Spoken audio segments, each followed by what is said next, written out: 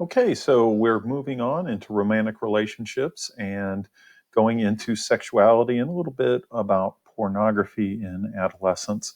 So, what we're going to go through in this module is a lot more detail in kind of how sexual progression occurs and typically what you see at various stages in relationship or ages along the way here. So, let's go ahead and break that down. And you can go ahead and see the overall level here.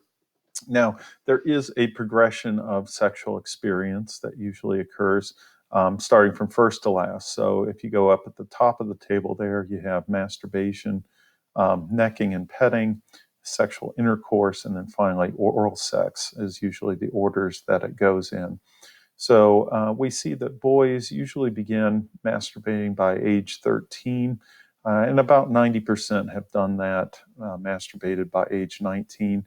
And on average, they do it about 5 times a week, so fairly frequently, almost daily. Girls, on the other hand, a little less frequent. 33% reported masturbating by age 13 and 60 to 75% by age 20. And what they've found is that adolescents usually who've had sexual intercourse are more likely to masturbate than those that have not. It's kind of like, I guess, you get your engines running that way. Necking and petting. So usually, let's focus on kissing and necking. What we're focused on here is kind of mutual touching and usually stroking above the waist. It's the first sexual experience for most white adolescents and that they have with their sexual partner. Now you can see here for males, 60% of 13-year-olds had kissed at least once, and a higher level, 73% of 13-year-old girls had kissed at least once. And this all gets towards maybe a little earlier sexual activity for girls age-wise than you see for boys. Let's see, roughly 20% have reported the touching a girl's breasts in males, adolescents, and about 35% reported of girls having their breast touched. And then by age 18, 3/4 reported penile touching of males, and by age 18, 60% had reported vaginal touching. Okay, so that petting part, the necking and petting, those typically are kind of above the waist, and then you get into sexual intercourse and oral sex. Before 1965, about 25% of boys reported having intercourse. After 1965, that number of boys reporting having intercourse is 54%. Of course, some of this could also be social desirability sort of issues because sexual activity was highly discouraged before 1965, and then afterwards you maybe had a little bit more. And you can see the rates went up much more so for girls, mainly because you've only had 10% reporting having intercourse. But once again, I think the idea is that the sexually active teenager was viewed in a lot more of a derogatory way when you were in before 1965, but afterwards it wasn't as much of a taboo as maybe before. Now, the pattern of sexual activity and sexual intercourse has really changed over the years.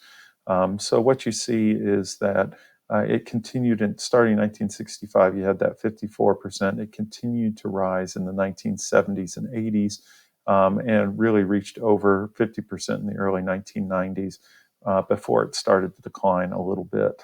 So as far as the average age of intercourse, that's roughly at 17 years of age.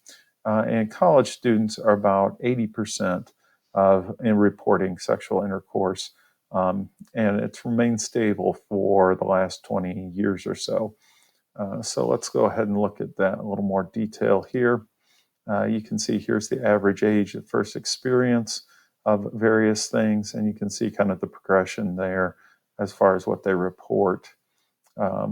Now, these numbers are a little bit different than what we were talking about earlier, but you can see that it generally supports the different kind of stages that you see from the kissing to the petting to the sexual intercourse and then finally oral sex. And you're not seeing a huge difference there, spread of maybe 5 or 6 months in between each of those activities, other than the kissing and then the breast touching tends to be, it looks like, about a year or two before that goes into effect. Okay. Let's see here. As far as adolescent sexual activity, what we see is that it is highly irregular and that the average sexual relationship typically only lasts about 6 months. And usually, if intercourse occurs, it's within a romantic relationship for about 77% of those relations. And as you can see, the recreational sex, which they've made a big deal about, and of course, there's various online apps that allow you for kind of hooking up, and that like Tinder and things like that. But it finds that most of the hookups, almost 70% of them, tend to be with friends or acquaintances or exes.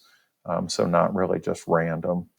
And you can see oral sex usually does occur after sexual intercourse, as far as, once again, the kind of pattern of how one builds from one to the other. Some ethnic differences. We do see some differences among ethnicities. You can see the lowest rate reported is 40% for white adolescents, about 44% for Latino, 49% for African Americans, and Asian Americans, really considering a lot less frequently as far as sexual activity. And you can see these numbers are a tad different from the ones that I reported a couple slides ago. So it really depends on the study as far as the general range. But I think if in your mind you think about, okay, roughly half, and they think that African Americans have sexual intercourse at a little higher rate adolescents, because in their kind of progression, they get to sexual intercourse faster than you see in the progression among whites or Latinos. But the progression seems to be pretty consistent. And then Asian Americans, it's a lot less in that way. And so let's see, we also talked about college age and kind of their rates, around 80%. So you can see as you get older, as you're moving into emerging adulthood, the odds of having sexual intercourse are greatly enhanced. One of the reasons, of course, is most of emerging adults are not living at home anymore, so there's fewer people watching. It's easier opportunity. Plus, you tend to be not as busy in college in a lot of ways, have more down or free time, and that can also lead to more sexual activity along the way. Now, as far as pornography exposure, your book doesn't go into a lot of detail in regards to this as far as the habits. And frankly, it's kind of hard to get any numbers in regards to the US, because trying to do that type of research among adolescents is very, very hard and controversial. And so most of the data that we get is from Europe. And obviously, they have a bit of different sexual attitudes than we do here in the United States. What we do know is about 8% of 10 to 13-year-old boys get exposed to pornography, and that number gets up to about 20% in 14 to 17-year-olds, though it probably is higher than that given the internet. It says half the pornography is viewed on the internet. I would say that's much, much higher level now than it ever has been. At one point in time, they thought there were more pages of pornography on the internet than there were any other type of page combined. And it's only because the search engines kind of screen for all of that it isn't more viewable, but it's out there. I think the more important thing is that the viewing of pornography at a young age can really change the sexual scripts that we talked about. We talked about dating scripts, but there's sexual scripts too, in regards to kind of the pattern and the progression and what is deemed as appropriate behavior. And obviously, you have all sorts of pornography showing a lot of different acts that aren't necessarily the majority kind of typical acts, but more extreme ones. And if you view pornography continually, it's just like any other media. You're going to be beginning to assume that some of these behaviors are normal and typical when they are pretty far from it. And then, of course, you see with emerging adults a higher level of pornography viewing. It's one of those hidden scourges in society. Those who become addicted to pornography, a lot of times they have very difficult times in their physical relations because they have an unrealistic view. and maybe can't even get aroused by anything other than watching pornography when they are with a partner. So lots of issues going on there. As far as girls viewing, they estimate about 5% of adolescent girls watch pornography. So you're talking about maybe half or even less than compared to boys at that age. So it's a topic that interests me from the impact on sexuality and that those sexual scripts. Wish there was a little more research out there on it, because it's obviously had some impact on relationships and the way that men and women treat each other in sexual relationships. So, okay, we talked a little bit about sexual scripts here with pornography. We're going to delve into more of that in Module 8, looking at sex and cultural beliefs and sexual scripts. So stay tuned for that.